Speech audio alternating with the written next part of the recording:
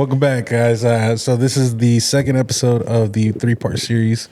So today we are here with the one, the only Fyrfilms. What is going on, guys? Dude, Fyrfilms. I didn't think we'd actually make it to this scene. Like, I didn't expect to actually interview this guy. Yeah. Matter of fact, I've never actually met you, but I've always seen your content on Instagram. I think the biggest one that I saw was Hot Girl Halloween. When I saw that, I was like, bro, this dude's cooking. This is crazy. One of my favorites that I will say that I've seen was the cinematic New York trip that you were in the train station. Bro, that's my favorite. You know one. what's crazy? That's actually, I would have to say, I should have edited it better or done better with it, but that's my favorite video, bro. Yeah. Because like every time that I watch it, it's like I go back into that. It was such a learning experience for me, that trip, and such a fun experience that I just every time that I watch that video, it brings me back to that moment. You know. No, it was really good, bro. Before we get started, I want to thank both of you guys for first of all giving a platform for Fresno to be able to people tell their truth and to be a great platform here in our great city. And thank you guys so much for having us, bro. In the short time that I've met you guys have been amazing, man. Like that's exactly exactly the people that should be pushing Fresno forward. So I appreciate that, man. Thank you guys a lot. It means a lot, and I will say that it is an honor to have you on here, and it's a pleasure to have all you guys and to talk and to network with you guys and conversate and talk about ridiculous stories. To connect with you guys, it's a next level, and it's my honor and my privilege to have you on. Right. And thank you guys, and it means a lot. It really does. Absolutely. And also to speak on that, also, like, I think that showcasing Fresno, I think the visual aspect of it is important too. So thank you for going to these events and being able to give people a visual representation of what they may have missed out on, or being like, hey, I was over at that event, that was crazy, like I'm on camera, look at this dude's video type. I think it means a lot to everyone to have a videographer such as you, where even though you're still learning, you're still capturing these beautiful moments and turning it into something that someone can remember for the rest of their lives. I think it's amazing, man. Thank you. Absolutely. I felt like the city definitely needed to be put under like a different light. Like it needed something, it needed. And in Fresno, we like to make fun of ourselves because we know how we are. Right? We like to joke around. We like to. We're fun people, Yeah. But I felt like the city always also needed like a that spotlight of creativity and love. Like what makes us special. Right. And I felt like that's.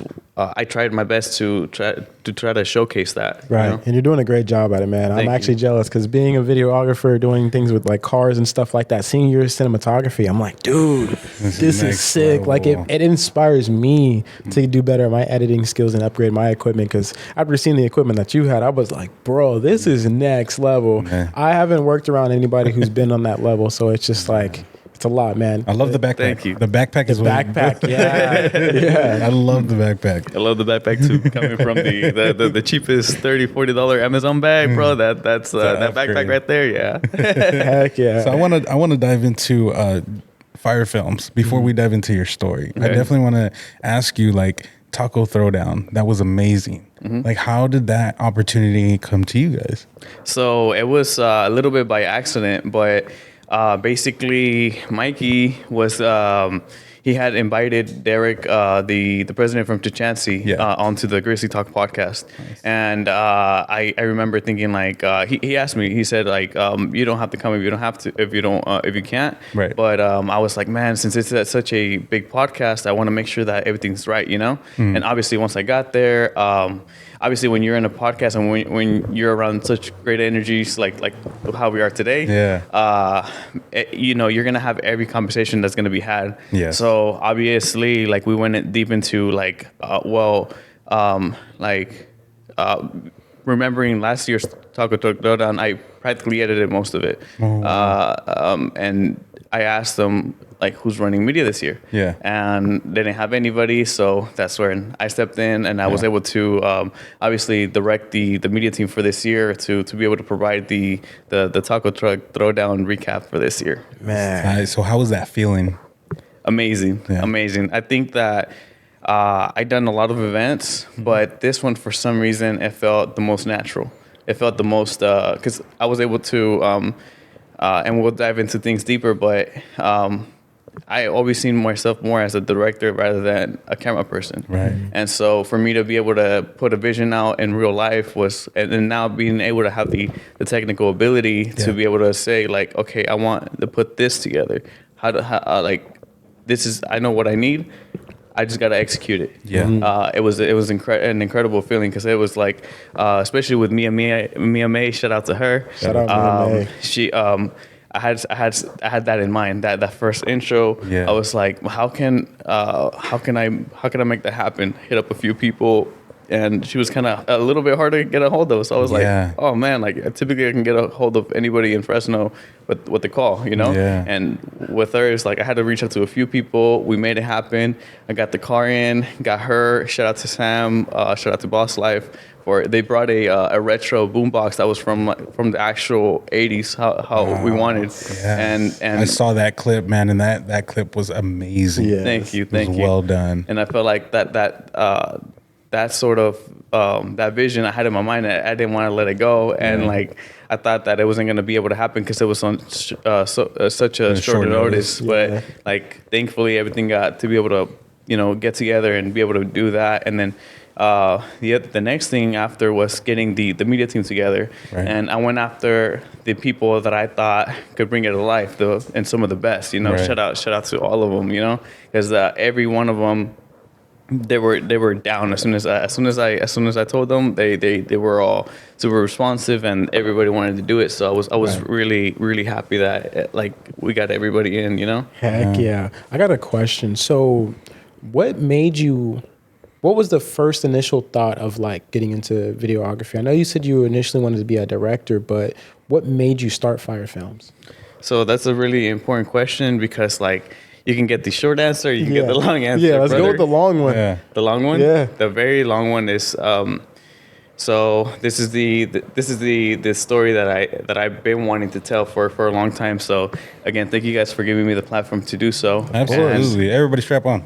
Yeah. Oh God, put that seatbelt on. Yeah, but basically the real and true story is that it goes all the way back to when I was 16. And basically there was this special person that told our family a lot of prophecies that actually became true. Right. And around that time, I was going through a really difficult time in life. Like I always had really great moments and throughout all my life, and a lot of struggles. Right. I've always told people I have lived a very long life. An experienced life. And when I was 16, I was already kind of in a different mentality, Right. And me and my mom were just having a casual conversation, and she basically tells me that this person had told her that had already predicted some stuff that became true. Right. I asked her, like, did she say anything about me? And she said, when you're 28, there's going to be a decision that you make that's going to make you into an important person. Right.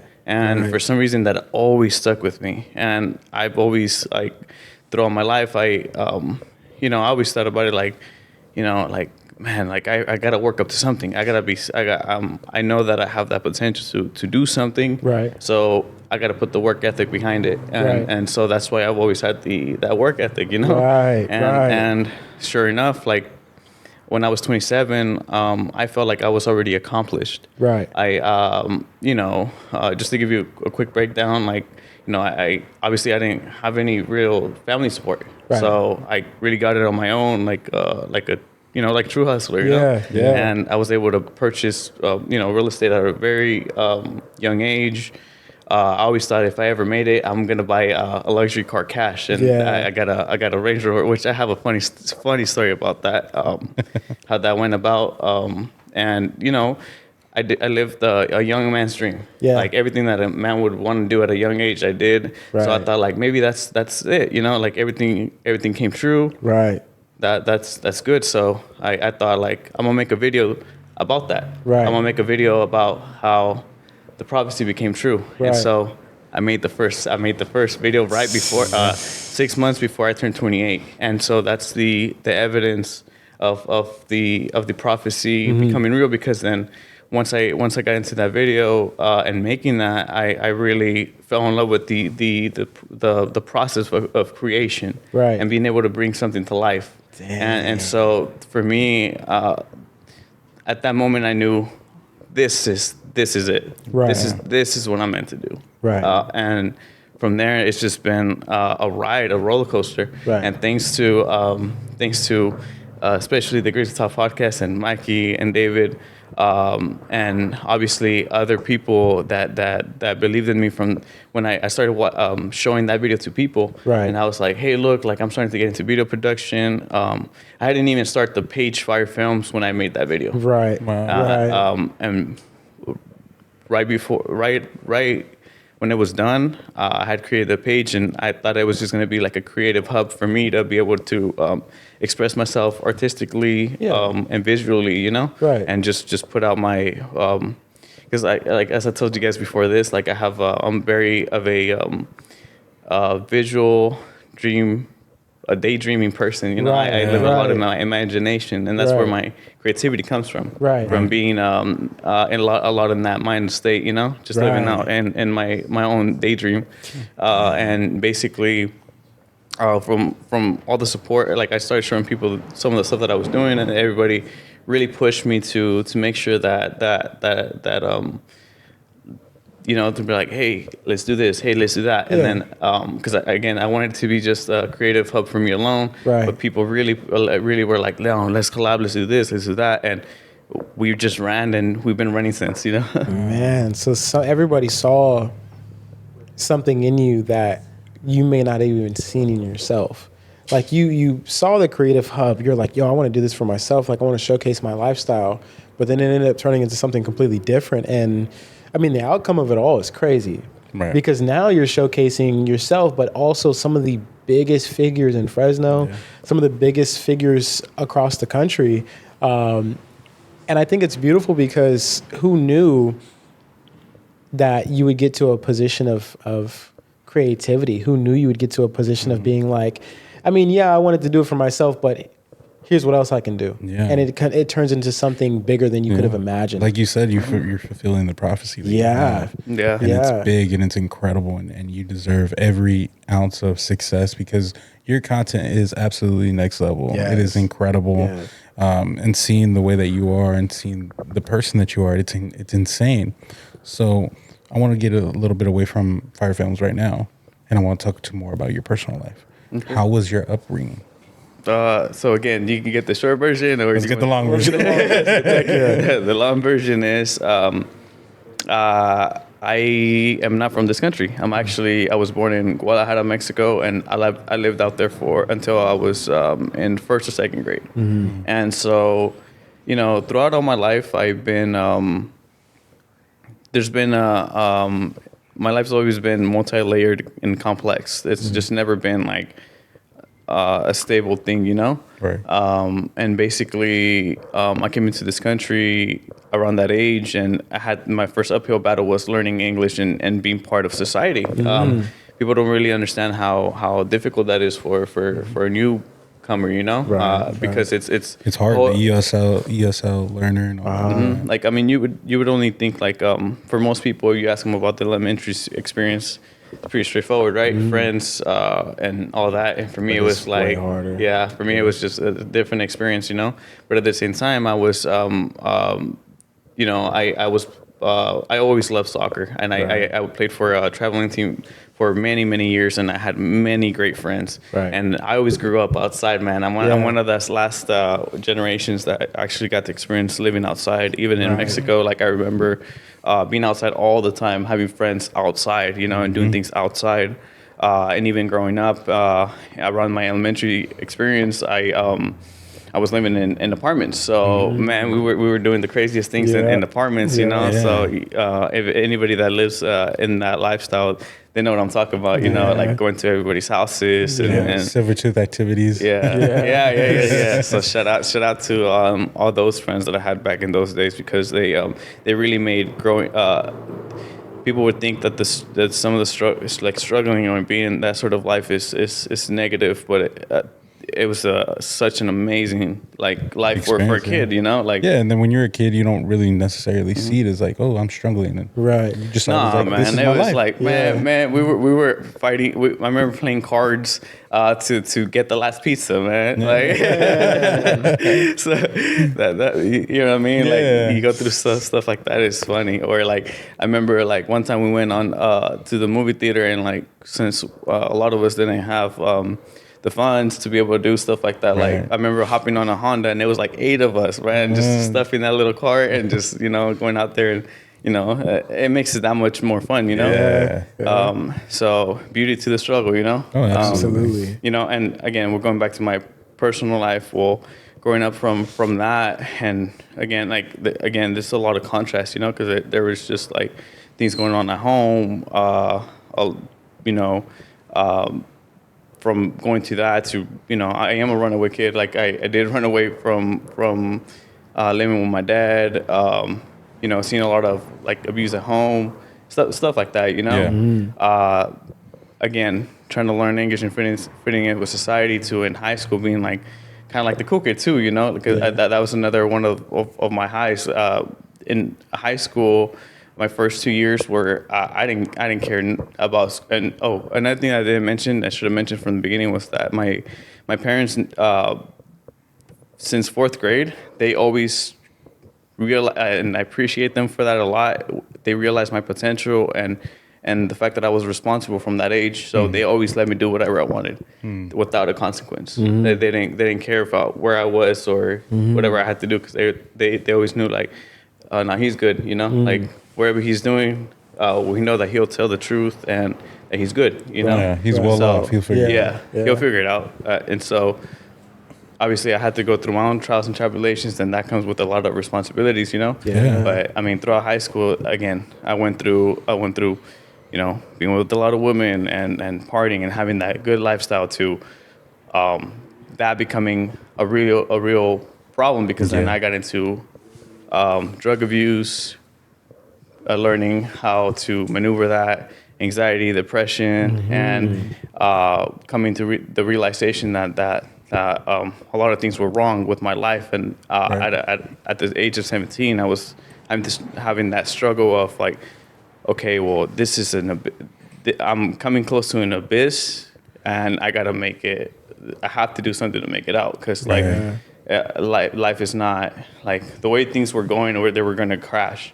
Yeah. And once you crash. You can't go back. Yeah. And so at 17, I had made the decision that like I was gonna try everything that I could to make my life better. Yeah.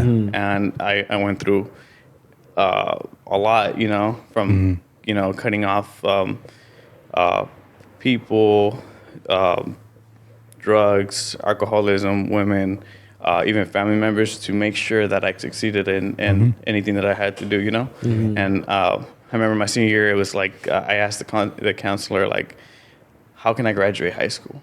And they were like, if I tell you, you're not gonna do it. And I told her I will. Yeah. And she believed in me, and she said, okay, I'm gonna lay out the plan, but like, let's make it happen. And she did that for me, and we made it happen. And right after that, I got into college, went to technical school, and within a year and a half, my whole life changed, Yeah. And it was a real tough process, because I had to go through, obviously, becoming a different person Yeah. from what I was accustomed to. I isolating myself from anything and everything. So that was hard. It was really tough on my mentality, and even on physically too, because like I was telling you earlier, like I was working full time when I was going to high school and college. So I would go to work, sleep 2-3 hours, go to school, and that shit would be like the thing for like the whole weeks. It went on for more than a year. So, you don't come out the same after that. No. And then I went from obviously that to, obviously once I got into my career, I was working the whole time. I was responsible for myself, and I always thought like I didn't believe in God when I was a teenager, because of a lot of the stuff that I had seen, Yeah. But I found my way to God once I had stability and had seen a little bit of the better in life, because I always thought like I felt like I couldn't find the meaning to life. But then once I got my life on straight, I was like, man, I'm still missing something, and it was that purpose, that meaning, Yeah. And so coming closer to God is what got me there. And I don't know where I was going with that, but basically, I always thought of God as perfection and truth, right? So I always try to follow that. So in my early career, I followed God, and I always thought of how can I become my best self in every shape, way, or form. Right. So obviously, like following God, like I was able to learn how to do many different things and invest and put my life in the proper things. So by the time I was 21, I already had my whole life set, to where like I was able to buy property at a young age and obviously like buy different cars and not worry about money. Like, in fact, like it became such a thing that it became, I went through another stage of partying when I was in my mid-20s, Yeah. and being destructive, but in a way to get it out of me, instead of like just doing it just because. Yeah. And it went pretty wild, but at least I got it to where now it's like I could be comfortable being like even now, like just being an old a boring man, and just enjoying life a day at a time. And that's kind of like just an overlook of how everything's gone. Right. Man. Yeah, it's hard, and I relate in a lot of aspects. There's a lot of stuff that I don't talk about that I understand in a lot of ways of how it gets hard and how you have to navigate through life. And you going through all those things, it gives you this mentality, this mindset of like, you can't fucking break me. Yeah. I am so driven and so eager to success that I'm going to continue going. And it doesn't matter who's in the way. It doesn't matter what's in the way. I'm going to figure it out. I'm going to make it out. Because you already dealt with it. Like when you talk about working and then going to school and then trying to figure that out, I know what that's like, because it's so hard that you have to navigate through life, and then you still have to do this, and you still have to present yourself, and you still have to do X, Y, and Z. And then, you need to, you find your purpose real fucking quick, and you find your reason why you want to succeed, and you find it. I always tell people, like, brother, the worst already happened. Like, like what else is gonna happen to me? Right. Yeah, and it's amazing to have that mentality, bro. And a lot of people don't have that, and they get that very later on. So it shows the amount of pressure and the amount of things that you've accomplished shows, and it reflects in your work and your work ethic. Well, thank you thank you for that. I think it's even crazier because I feel like with growing up in an environment like that, giving up is so easy. Yeah. Giving up and just throwing in the towel is so easy. But that's what sets you apart from the people that doubt themselves and doubt you and say, oh, you're not going to amount to anything, or, oh, you can't do that. It's not feasible.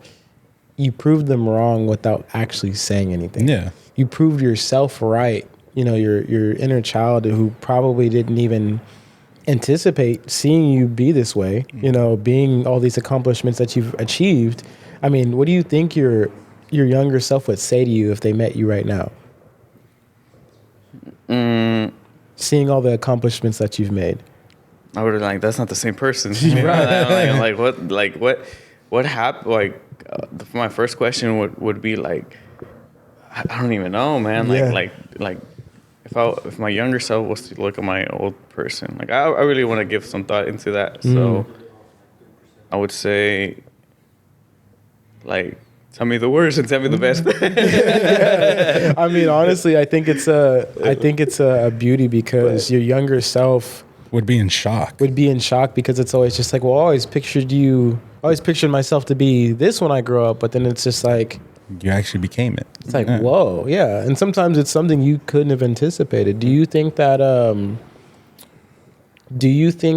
your younger self would be more excited, or do you think they would be like more afraid of the future? Excited. Excited? Super Okay. excited. Because I would have been like, okay, so it's not just in my thoughts. Yeah. It's gonna become a reality. So Right. a much better, much easier way to go about life. Because now I could instead of I done a lot of worrying, had a lot of negative feelings in my life internally. Right. So I could avoided all of that instead of always worrying. I could have been more on okay, like who cares if I think things might go bad. Let's just focus on the goal and enjoying the ride there instead of like if it's gonna go good or not. Right. Does that make That makes sense, because even then, at the same time, I still do that. Yeah. I still think about the negatives. Yeah. I still think about, okay, but what if this doesn't work? What if that doesn't work? And I think it's a human Instinct. and it's natural to have those thoughts, but to be able to control it and to be able to kind of like psych yourself out of that mindset and just remember, I got to reach that goal by any means necessary. I think that's the best mentality you can have, honestly. I always tell people depression really bad. Yes. Try your best to find God or find a way out of that. Right. Anxiety, as bad as it is, Yeah. it's also very helpful because it's your mechanism to alerting you that there's something going on. Right. And then maybe you have to follow that. And I've used it a lot in my favor, you know? Using anxiety as a tool to get up and go rather than it being like a suffering ability. Yeah, I think that's actually a good perception to have. Yep. Yeah. To this day, I'm like, sometimes when I'm feeling anxious, I'm like, okay, like I get mad at myself a lot because I'm like, all right, you have to deal with it right now. So Right. if you go to my room, people make fun of me because I have a full table, probably bigger than that, full of papers. I write everything down everything that's in my head or anything that I have to do. Right. So, and then sometimes if I'm feeling anxious, it's like, okay, what do I have to do? I'm gonna write it all down, categorize it in what needs to be, what's priority, what's not, and that's it. No more anxiety. I'm gonna be honest with you, bro. That's something I haven't heard of before, but I wish I did, because I used to journal. Like, believe it or not, I used to journal a lot. And I stopped, and I think a lot of it is the reason why I get so anxious now, and it's hard to shake that feeling because it's just like I don't have anything to pour it into. Right. I don't have anything to. I don't write into my journal. I don't journal anything. After this, bro, let's talk about it, bro, and I'll help you with the guide of how to maybe like your how to say your life, Yeah, exactly. through. And I think that's needed, bro, because I've lived a lifestyle of winging it. I've lived a lifestyle of, okay, I don't know how I'm going to make it happen, but I'm going to make it happen. Right. And sometimes you can avoid making those mistakes by writing it out and being like, well, wait a minute, that doesn't make sense. It's missing something. To visually see it, it doesn't make sense sometimes, but in your head, it makes sense. I think that it's good to be able to notate things and write it down because it's a different kind of aid. Yeah. Sometimes even having a person to be able to explain those thoughts and goals to, so that way you can take those further steps is so super important, because then you know what steps are necessary to take, what steps are unnecessary to take, and how you can go the right route to reach your goals. So absolutely, I would appreciate that. No, not a problem. And I think it's super. One of the most critical things that I would say also has helped my business grow to where it's at now, doing exactly that. Right. Because now sometimes I wake up in the morning and I'm very anxious about everything that has to be done. Right. But then again, I go into writing everything I have down and I'm like, bro, you ain't got shit to do. Yeah, exactly. Like Yeah. knock out the most important stuff and then go from there. And then that's been my relief, Heck yeah. And it's like people need to realize that they're in their head a lot, Yes. and Yeah. you need to get out of your head, and that's been my way, and Yes. that's been my my little secret to helping Heck myself, Yeah, I gotta because follow suit. like I said, like maybe I'm going in a different direction with this, but like that's where my creativity comes from again being in that daydream, imaginative state. Right. So for me to, sometimes I can't think technically, Right. Even though what's funny is that I actually, my career before this was being a technician. So I'm very technical too, but like in my head, like I don't like being like that, So, so like being able to write it down is far more easier for me. Right. Yeah, I'm hoping one day I can actually get to that point. I actually grew up, I was a little bit of a writer. I was good at English. I loved poetry. So it's not hard for me to express my feelings and express what I'm feeling at the time in writing, I think a lot of it is just organization. The kind of person I'm like, why am I going to waste time on organizing? I'm going to do that shit right now and figure it out as I go. But there's always a different way to reach the same goal. And I think that's where that comes in. Just trying different things out. You'll learn quickly. Like sometimes, like I became with my business, I became so efficient that doing that actually became inefficient. So, and then once I steer off, then I go back to it. Right. But it's a tool. Yeah. Yes. Dang, that's impressive, man. Wow.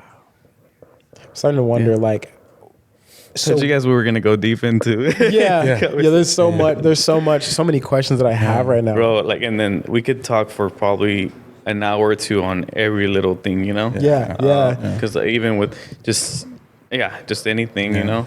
So what my main thing is what got you into the equipment that you got? What inspired you to get the setup that you have?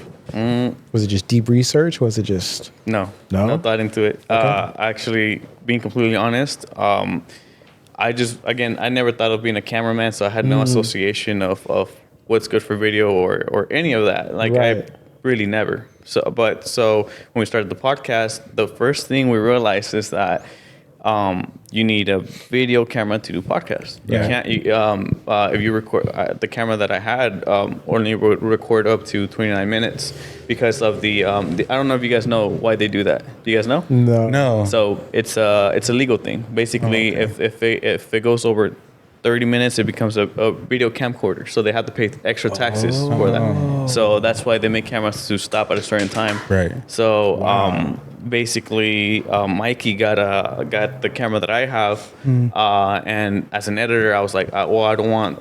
If we're gonna do two angles, I didn't want it to look different, so I just got the same camera. Okay. And I've been rocking with Sony since. Heck Sony. I became a Sony guy, and then obviously, I have many different setups. I'm always switching stuff around to make it interesting or to see what I like and what I don't like. Right. But definitely, like some of the I want to get much better with the gimbal. But it's been my gimbals. It sucks. I bought it used, and don't buy nothing used, man. That thing's been a pain since the beginning. Really? But I always switch my setups just to see what different results I get, and I like handheld better. Right. And I like the one that you have when you're sitting at your desk, and then you have the portrait visuals, and you're talking about experiences and stuff like that. What type of camera is that? That's that one. It's that one? Yeah. Oh, that's tight. Just a Sony. That's so cool. So you use that literally for everything then? Everything. That's so cool. Yeah, a lot of people tell me that they like when I do those sort of. Because it looks different. I know that this one the quality looks great, but when you do that one, it's just like it's a different. It's is it a different lens that you use? No, this is the secret to all video. It's lighting. Lighting. Okay. I call it the fire lab. That's my room. It's a 12 by 12. My main bedroom in the house. I turned that into my little my office, and obviously it's a controlled environment, so I can control the light anyhow. So I could probably even use my iPhone and get the same result. It's just lighting. Wow. Gotcha. That's so cool. Dang.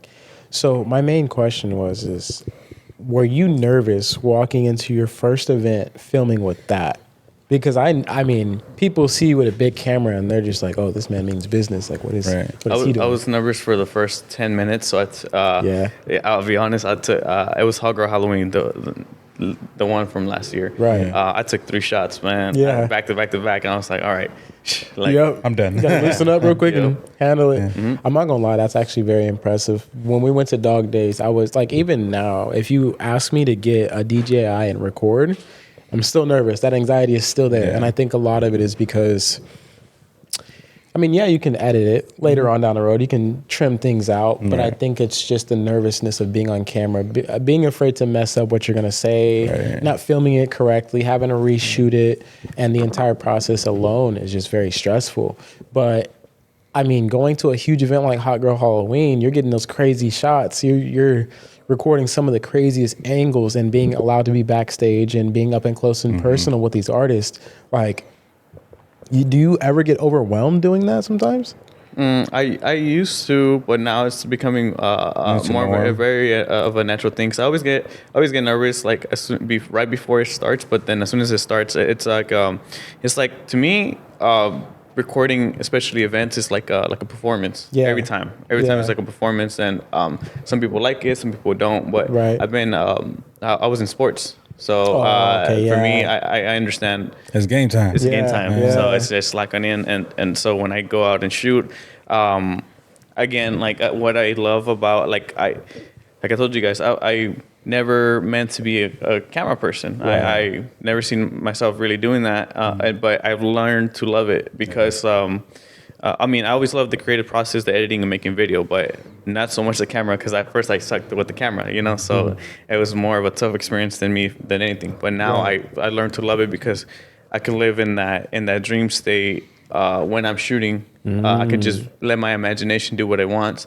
So sometimes when I'm recording, people will see me like looking around and just like daydreaming, and they're like, "What is he doing?" And then I get a shot, and they look at it, and they're like, "How did you see that?" Like, and I'm like, "Bro, it's just like I'm inspired by what's the visuals of life, not you know." Yeah.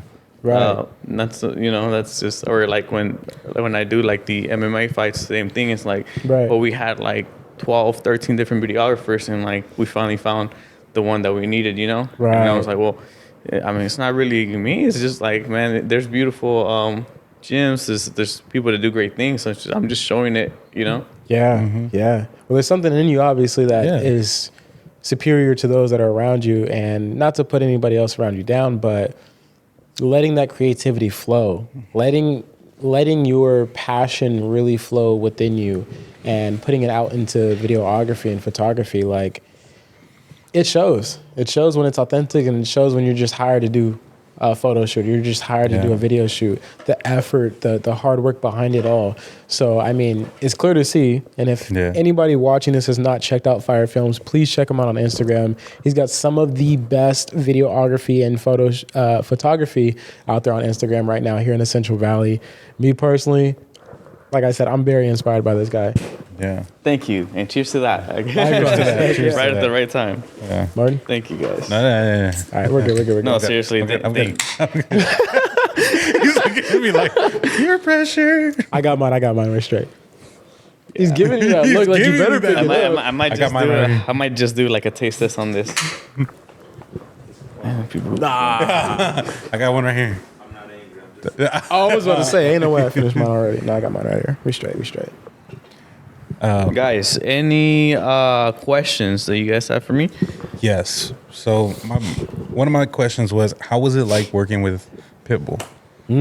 Oh, incredible. See, like there's a lot of mini side quests that we can go in together. Right? Because like, man, that was big. Boots in the park. Like, bro. Wow. Oh my God. Well, actually, I was working backstage as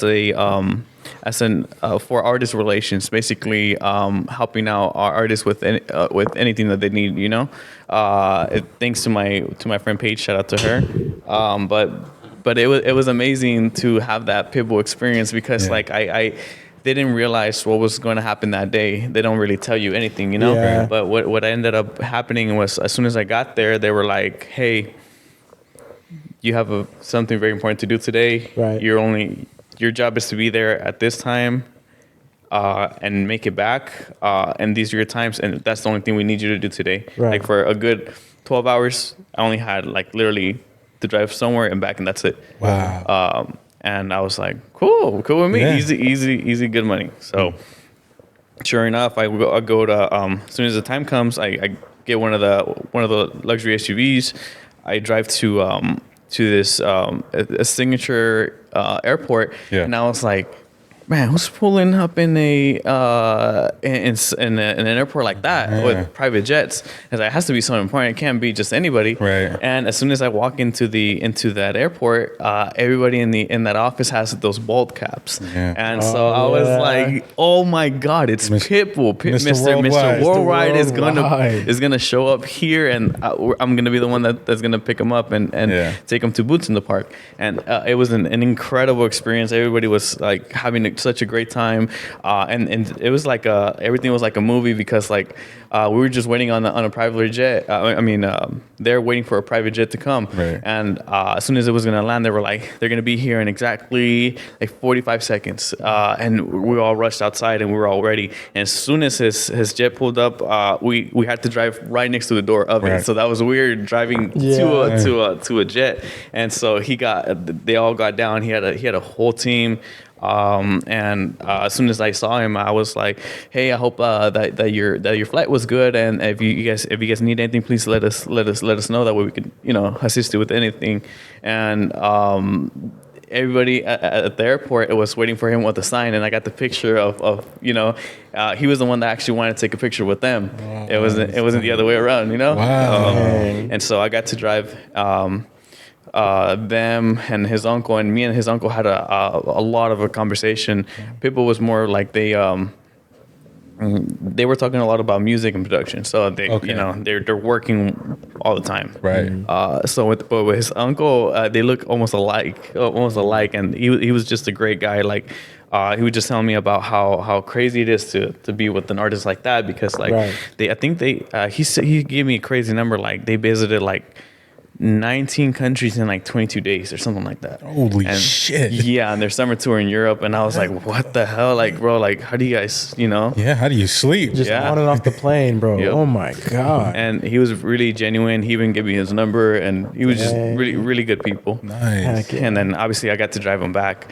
The only bad experience I would say is that they're super critical with everything. So you can't even let a car pass you, or you can't go in a direction they don't want you to go without them tripping, man. Right. And right. so when I was time to take them back, I was like, I can't wait to get them the fuck off of the car. yeah. It's super critical, and the security behind it all is like very Right. tense. I could only imagine that, bro. They'll stop you, and they'll ask you questions. They got to make sure that his security is top priority, bro. Right, It's Mr. right. Worldwide. Yeah. It's like, Mr. President, get down. Right. No, Mr. no, President, yeah. And then seeing him perform after seeing him being a regular person, it's just wild, Yeah. A lot of these artists actually that I met, even like a lot of them were really genuine good people, and they just happen to do incredible things. Yeah. But a lot of them, you'll find out that they're just people. Yeah. And I think that's the biggest thing too. Like is Stunna Girl. So shout out Stunna Girl. She follows me on Instagram, and cool. she's texted me a few times, and she's a really cool person, That's so cool. I think it's such a thing that a lot of people don't realize. Like maybe people who aren't in the industry to work alongside with artists, but they don't understand that these humble people are just humans that, like you said, they just so happen to have a good talent to be able to sing well or be able to rap and things like that. And I think that people forget that a lot, and to remember, like, hey, like Vince Staples, for instance, I don't know how many times I've seen people trying to interview Vince Staples like he's abnormal of a human, and he has to keep like realigning him and be like, bro, I'm a person like you too. You know what I'm saying? And I think that's pretty cool. Being able to experience Pitbull experience very close with him like that. That's a one in a lifetime opportunity. I couldn't even imagine getting 10 feet within that, man. That's fucking crazy. Yeah, Heck dude, it was insane. So I was really excited, man. I was really excited. Is there anybody you would love to shoot for? I don't know. I wouldn't. It's because one thing you learn quickly is that when you're shooting with top artists, there's a lot of responsibility and expectation. So if you're gonna shoot for someone, then it becomes more of like, well, then now there's a big expectation because you're shooting for that person. Right. So not really. I mean, with your quality of work, your expectation is definitely there. Don't undermine yourself, bro. I think you could shoot for a lot of famous people. Well, the first expectation comes from me. So, that's why, and I apologize to a lot of people, but sometimes I'm kind of hard to work with because I'm rough around the edges because the first expectation that comes is from me. Right. I expect a lot from myself. So sometimes when people are fall short or they don't have the same desire, I'm kind of like, I'll make it be known, and it sometimes it it causes friction, but definitely again, the first expectation is for myself. Right. So Right. I'm that hard on myself too, and Right. I'm my own biggest pain in the ass. Yeah, your Your own biggest biggest critic. yeah. And I think that's how you withhold quality. That's how you keep the quality there. Is if you're not hard on yourself about what you do, then how can you expect the outcome of your product to be up to par? I mean, it's the same thing with anything. It's your work ethic. If you go to work every single day just to slack off, well, the quality of your work is going to show in it. Yeah. And a lot of people ask me, like, how is it, like people can't believe something that it's my first year. And they ask me, like, how did you learn, or how did you do that? Or like, and I tell them the answer that they don't want to hear. And it's like, I shoot and edit every day. Yeah. I hate when you get those people. I've had people that are like that, and it's just like you tell them, like, hey, this is just do it. Just shoot for the stars. Like, I didn't know what the fuck I'm doing. I'm still figuring it out. Yeah. And they don't like that. They're like, no. I want the whole, like, I want the cheat code. You want the cheat code. And it's just like, I can't give you that because I don't even have it. Yeah. I just know that this is what works for me. This is what I enjoy. Right. And if you don't have that same mindset, then I don't know what to tell you. And one of the things that I love talking to creators, like such as you guys, is like, you guys understand that perfectly. Because it's like, you know what it takes to be able to produce this. Yeah. So it's like, there's no work around. There's no easy answer. Right. It's just like, if you want, you know, certain stuff, there's just work involved, bro. Like, there's nothing else. You gotta take the time out. Yeah, you gotta take the time out and do it, man. It's important because, and again, the quality of your work. If you put out bullshit, it's gonna show. Yeah. If you put out half-assed work, it's gonna show. And I think that's the thing, is that people sometimes don't put enough effort behind their passions and their creations to really reach their full fulfillment. Yeah. And they shy away from it thinking like, oh, it's just not meant for me. No, you just didn't put enough fire under your ass to really get the job done right. Exactly. You got to make sure you know your why. Yeah. You got to remember your why. Especially now, like in this generation, they want it. That's that's the short answer of where Fyrfilms came from. The short answer from where Fyrfilms came from is the name Fire was actually my own Instagram, Fire Luis, and the fire came from always having that fire and desire that consume everything. Yes. Mentality, you know. Yes. So it's just not something that's trivial, you know. It's something that's you know, with me, there's surface, and then there's we can go down to that rabbit hole. Yeah, absolutely. Yeah, I do have another question. Is how is it with other creators? Like, I know that there's some people, especially here in the Central Valley, that don't want to help out each other. Right. That don't do it, and there's sometimes that people, they betray one another. I really like that question because I for my first year was the underdog year. Everybody loves seeing someone win or someone come up. Yeah. And the rising issue now is that now that I made it, people are starting to have a problem with it. And it really sucks because like thank you for mentioning that earlier, how you said like we have some influence in Fresno, you know, and we tried our hardest with the Greasy Talk podcast and with people like us here to try to push away from that hate or that crab like mentality of bringing people down or playing egos. You know, I don't like I've told many people I don't like working with egos because it's like I can't grow in that environment. I feel like you know, like it's just a power play. That's one part of the reasons why when I lost my job in March, I didn't want to go back to a job because it's like those people in that industry. It's a really good industry, but it's like those people in that industry that's what it's all about. It's power plays, you know, and it's like I can't strive in that environment. That's not. I'm a genuine person, so it's like I can only work with genuine people. Yes. And I'm not gonna settle for any less, you know. Absolutely. So again, going back to that conversation, it's like I feel like there's so many people making their name off of being about Fresno, but it's like, then support Fresno, and I am Fresno. Right. So how are you gonna do that when you don't even want to talk to me? Right, exactly. Because it's like I have never gave someone a reason not to. I've never stepped over people's toes. I've never done. They can't tell you anything that I've done to disrespect people. Exactly. You know? And it's like, and the only reason why they don't want to maybe support is because they're like, oh man, maybe he might take over this, or maybe, or we don't want to give him too much of a light because we also want to shine. And it's like, man, we can shine bigger together, man. Right. Yeah, and I hate when people are like that. The mentality of like jealousy, almost envious. And I hate when people don't want to grow. They don't want to help out one another, and it's like, no, like, I don't want to do that. No, I'm going to do this. And then they think you're going to steal other people's ideas, or you're going to steal the shine, like you were just saying. Yeah. I hate when people are like that because people don't see the bigger picture. People don't see, like, I'm pushing so much for this, but you want all this to yourself. Right. And that's not the way that we need to do things. And then it's like that mentality has been integrated in this society, in this local societies for so long that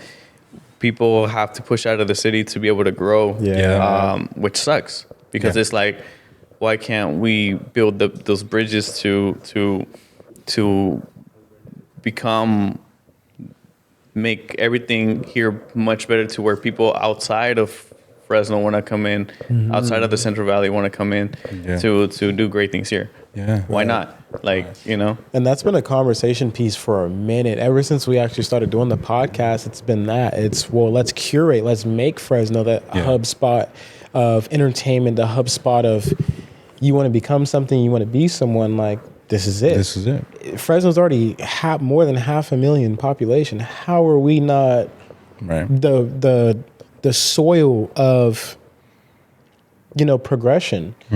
Places like LA, places like the Bay Area, I mean, they blow up because obviously the economy is better in those certain areas. People invest more into those areas. And people are willing to support locally more. Right. And so it's sad that it has taken so long to do so, but it's amazing to see that the people that are doing it here right now are genuine and authentic and are willing to support one another without it being a money grab, without it being like but remember, I'm on top of you type deal. It's more or less like we're a community, let's support one another. That's also a reason why we support Never Trusted. See the end of the hat. Because Never Trusted is one of those people. Never Trusted has been about Fresno, for Fresno. It's one of the many companies that were here, curated in the city of Fresno for the people of Fresno. And it's for the culture. Yeah. It represents who we are as people. We're not just a big little city that has nothing going on in it, and that's it. We are a big city that has a lot to offer, a lot of talent, a lot of diversity, a lot of community that can bring each other together. Absolutely. But all it takes is people like us to be able to bring that together and to turn this community into something big, like the city of LA, the city like the Bay Areas and stuff like that. Perfectly said. Yeah, thank you. Absolutely. That's why, I even working with Nisha. From Things Fresno, we're partnered up with her right now because we want people to be like-minded like us, of like showcasing the city and willing to be this creative hub, like you guys are saying too, and culture. That's going to be your guys' hub as well. Right. Like we great minds think alike because we all want the same thing. Exactly. So it's like, I know, and I've said it from the beginning, that one day that there was going to be a shift, an energy shift, that you're going to see more unity in the city. And I remember I told DJ this, I was just like, watch, one day we are going to have this weird network of everybody somehow connected, everything somehow piling over. Right. Because I've always seen like Mr. Beast never left his town. Right. And look at him where he's at now. Right. I was like, that's incredible. I was like, I don't need to leave town to be that. I can be my own version. I can be myself, and I can still help everybody around us. You know what's even crazier about that is Fresno is mentioned in some of the biggest film industries. Yes. I was watching Breaking Bad for the first time. I know I'm on a late train. Don't shame me. They mentioned Fresno in one of the very few episodes. Enough. They mentioned Fresno in one of the very few episodes, and I was like, okay, there's one. There's actually videos of compilations of different Fresno mentioning. And it's crazy because it's like I feel like people outside of Cali don't know where Fresno is. But I feel like everybody's curious about it. Yes. And so being at the foundation of something so great is incredible, because imagine what happens in the future. Yeah. Imagine our kids and our kids' kids be like, oh, I'm from Fresno, and Fresno is some big hub spot. Maybe it's the new version of LA. Maybe it's the new version of San Francisco or wherever. And now it's a hub spot of entertainment. It's a hub spot of creativity and cultivating culture. Yeah. We were at the foundation of it. Us taking the step to really showcase each other and different communities here in Fresno is what gave us the spotlight that we deserved. Absolutely. And I think it's incredible. I couldn't have asked to be in a better position, even though. And am I wrong for this? But I feel like in the last 6 months of 2024 and the beginning of 2025, everybody that was involved in content creation, at least here, and doing, bigger things is what started that. Yes. Because like you said the other day, like, now you're starting to see a lot of the offsprings of content creation in the valley, and you're starting to see everything just now it's everywhere. It's like it's spread like a wildfire, where everybody's doing everything now. Yeah, and it's like I brought it up. I think I was talking to you last time about it. It's like somehow you feel like you unlock a whole another world. Yeah. Because now there's so many platforms out here. There's so many podcasts now that are popping up here in Fresno. Right. There's so many content creators that are big that we didn't know, and they are here in Fresno. Yes. It's weird. You get to this level and you unlock it. Right. And I do believe that's true. I think that in the ending of 2024 and the beginning of 2025, I was starting to see so many more people doing content creation. I mean, whether it was inspired by those who were doing it back in 2024, or whether it was just something that people finally got it out of their comfort zone and said, maybe I got to start something new. I've always liked social media. So I knew like of Positivity Strike, shout out to her. I'd done stuff with her, with Isaiah the comic. I knew some of those characters way before I started on social media, because I always like social media. I always like the trendy stuff. I'm very good with viral stuff. Yes. But I don't do viral stuff myself. Okay. I do more of the creative, and I don't care for virality. But I knew a lot about them, but I never seen really like anybody doing it. Anybody else doing actual content, Right. And I think that's where it comes out, where like you said, it kind of unlocks something. I didn't realize that there was a lot of car content creators until I really started pushing my content in Reels. And then, I mean, whether I inspired people to do it or whether I just never knew people were into it like that, I think it's just beautiful to see the outcome of it is everybody as a community. Now I can outreach to him, be like, hey, let's collab, let's do some content here. Or if we ever needed to do content at a car show or anything like that, we can at least build as a community rather than it being just like competition. Yes. And that's one thing I really like about Fresno. Fresno is competitive, but it's a service level of competition. It's competitive if nothing is brought up. But once it's confronted, or once it's like, hey, do you mind collaborating? Like, is this something we can do to like try and work together? Then it's like, okay, yeah, let's come together, let's do something. And something beautiful comes out of that. I think that, I feel like I appreciate that more than anything, because that's what Fresno needed. It didn't need the territorial confrontation of like, oh, nah, like I'm dominating, like, nah, I don't want to work with you, X, Y, and Z. It should be more or less like okay, I see your portfolio. Let's try and curate something together. But even if you're doing something that I may not like, we can still create an image together that meets both, I guess you could say, requirements, or reach both satisfaction, right? Yeah. So I think it's amazing that as a community, we are coming together to make things happen. Us coming together for the whole Art Hop situation. After Art Hop had shut down, everybody was like, well, what the hell? Like, and I'll take it one step further. It's like also growing out of the kind of like what I call it, the teenager mentality. It's like we're not kids, man. Like if there's a problem, we should be able to talk about it at least minimum.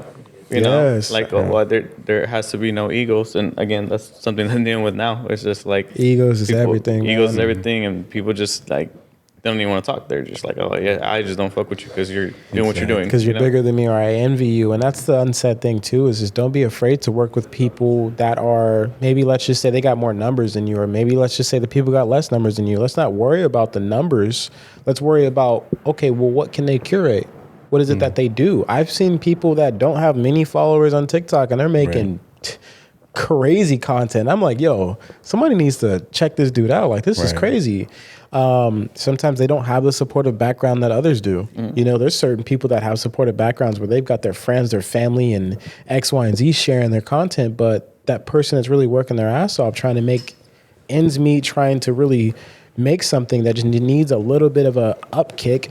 They don't have that supportive background. Be that for those people. Yeah. Also, one of the things that I've also hold kind of proudly is also being able to start pushing the market, even being influential towards our market. Yes. I paid videographers more than other people have paid videographers, and it's like, Yes. why am I the one that has to do that? Right. You know, like Right. so I quickly realized that was a problem. Where it's like, oh well, a lot of people are not getting paid. Yeah.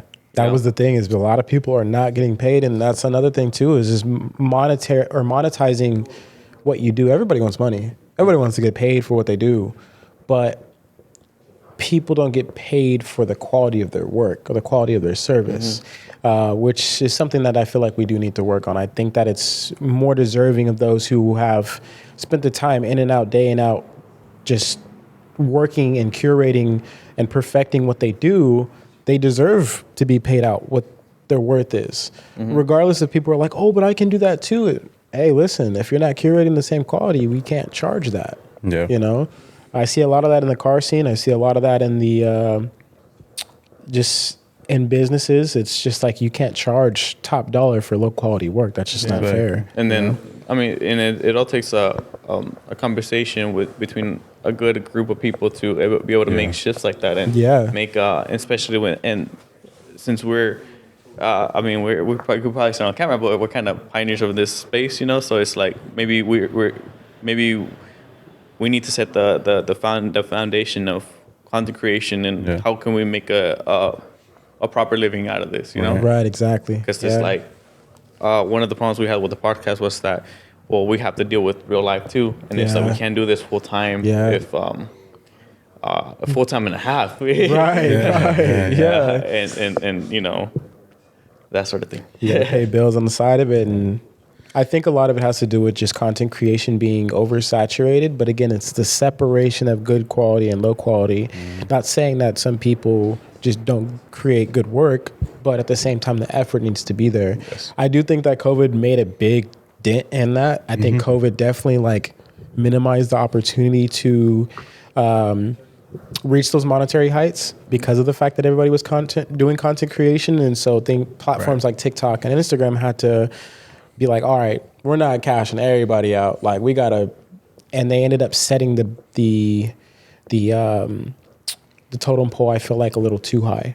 You know what I'm saying? People who were trying to make a living doing content creation were kind of overlooked. Like, oh, well, if you're not already established with 100,000 followers or 10,000 followers, we're not looking at you. Yeah. And that's also a reason why a lot of people started falling off of it. It's hard to get to that point. I've been doing content creation for 2 years now, and I just reached 1,000 followers on TikTok. Is my content good? I'd say so. I can definitely improve, but I got people in my comments always talking about, bro, this needs to blow up and stuff like that. But the platforms themselves have now limited content creators and people who are newly added onto the platform of being able to branch out and make those monetary heights. So it is a little harder.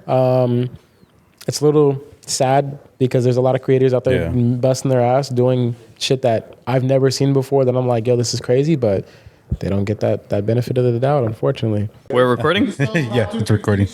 Thank you so much for Never Trusted Again, for giving us a quick... Shout out Never Trusted. If you guys haven't, go ahead and get you guys' hats. They just dropped these hoodies that just came in literally right now. Beanies, socks, what you name it, even underwears. You could go ahead and check them out. So before we wrap this up, I do have one more question that I wanted to ask you. So we know about the controversy of what happened with Mario on stage. How does that whole thing affect what you guys do now? Basically, I mean, I'm not going to get into the situation, you know, because we talked, there's been enough talk about it. But basically, when you have someone like a video person that has a problem on stage with an artist in particular, there's always it's gonna bring light to especially videographers in the space, and you know, a lot of people ask questions. I mean, I talk to a lot of people who do events and stuff like that, you know, Right. and oh, hold on, give me a second. It's coughing up a lung. But basically, it bring that situation brought up a question and a light on videographers, you know, Right. and it just gives us more restrictions and more of a, do we need it just brings that negative light onto it, you know, Right. because now people are starting to ask, oh man, like people before kind of didn't notice video people. They're just like, oh, they're just doing a thing, you know. They're just doing their Right, job. exactly. Right. Now it's like more of like You guys become more of a liability. yeah. Yeah. And then that's when I mean, at least the people that I talk to now, that's it puts it in their head, like, do we want to be a Fresno fair where because kind of what the real people that organize events now, they're looking at it as like what happened with the Fresno fair is like an artist kicked off a video person off the stage. Are the artists even secure? Right. Right. Because now it brings up that question, like, was it a security problem? Did somebody run up on stage? Like, what happened? And that's all people know. They don't know They don't know the the actual full story. Yeah. And then that's the question that people now will ask, you know? Yeah. So that's how it's an issue. Yeah, yeah. No, I get you. I do think that it like brings up the conflict of interest of like, okay, well, who are we really prioritizing, the artist or the Right. videographer? Because I mean, for the people who are hosting the venue, the videographer is supposed to help present, hey, and promote the artist. Like, hey, this is what we have here at Fresno. This is what's going on at the fair. Like, let's continue to do that. Right. But I do think that it just comes down to a level and understanding of, or between the venue spot, the videographers, and the artists. Yeah. Make sure that there's communication on all sides. And I do think that during, the Fresno Fair, that was something that was discussed, but maybe it just didn't get across because of the fact that there may have been a last minute approach from, Mario coming on stage. Maybe there may have been like a communication between the team, Right. but maybe it was in such a rush, like last minute of his arrival of, okay, we're going to get you on stage. Just go and do what you got to do. And maybe the message didn't get across. I always tell people, like, if you have something great to show, you have to be able to show it. How people are going to buy it without knowing Right, about something. exactly. So that's where we come in. Exactly. But the problem that arose was the fact that the person tried to blow it up intentionally. Yes. Well, there's consequences behind blowing something like that up, which again, now it brings up the questions of, do we really need these guys to Right.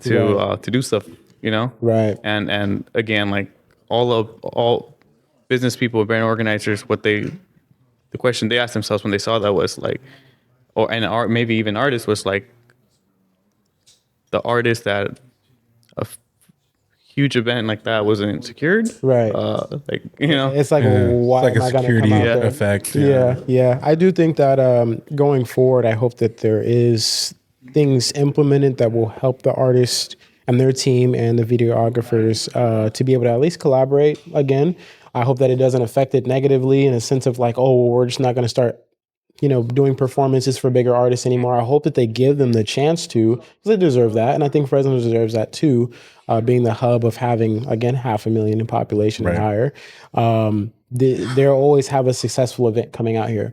But it's just a means of organization and making sure that it's communicated amongst everybody that the videographer is going to be on stage doing their thing. it's not that big of an issue, to be honest. Exactly. It's just, but it is kind of like a negative light on our industry, Yeah, But absolutely. I think we should flip that around and try to put light on the better side of things. Like, kind of like Exactly. the stuff that we do, Exactly. I 100% agree. Yeah. And yeah, that's really all. That's sweet, man. Well, I just want to say thank you, and I appreciate your time for coming by and telling your story. And it's amazing, and what you guys are doing is beautiful. What you've been creating is beautiful. Don't stop. Continue going. It's an honor and a privilege to see you do, and your creative mind is just amazing, bro. So thank you.